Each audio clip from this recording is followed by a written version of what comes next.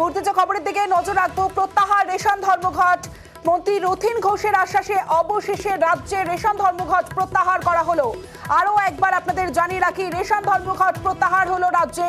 ডিলারদের commission বাড়ানোর দাবি নিয়ে রিপোর্ট। মন্ত্রী রথীন ঘোষের আশ্বাসে অবশেষে রাজ্যে রেশন ধর্মঘট প্রত্যাহার করা হলো। রেশন ধর্মঘট প্রত্যাহার করা হলো রাজ্যে। আরো বিস্তারিত জানাবে আবির ঘোষাল রয়েছে আমাদের সঙ্গে। আবির, তুমি জানো যে 1 জানুয়ারি থেকে রাজ্যে ধর্মঘট ডেকেছিল সংগঠনগুলো, যদিও কেন্দ্রের তরফ থেকে তাদেরকে বার্তা দেওয়া হয়েছিল যে তারা আলোচনায় বসতে চায়। একই সঙ্গে রাজ্যের সঙ্গে তারা আলোচনা রাজ্যের তরফ থেকেও প্রস্তাব দেওয়ার হয়। আজকে খাদ্যমন্ত্রী রথীন ঘোষের সঙ্গে তারা বৈঠক করেন এবং রাজ্য সরকারের তরফ থেকে আশ্বাস দেওয়া হয়েছে যে ডিলারদের কমিশন বাড়ানোর দাবি নিয়ে রিপোর্ট তৈরি করে রাজ্য সরকারের তরফ থেকে সেই রিপোর্ট পাঠানো হবে কেন্দ্রের কাছে।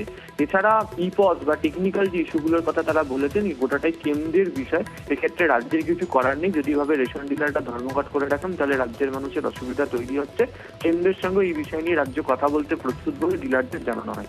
তারই পরিপ্রেক্ষিতে রেশন ধর্মঘট প্রত্যাহার করা হলো। ফলে আগামীকাল থেকে যে সমস্ত রেশন দোকান বন্ধ ছিল তা সম্পূর্ণভাবে পরিষেবা দেবে বলেই সংগঠনের তরফ থেকে জানানো হয়েছে। বেশ।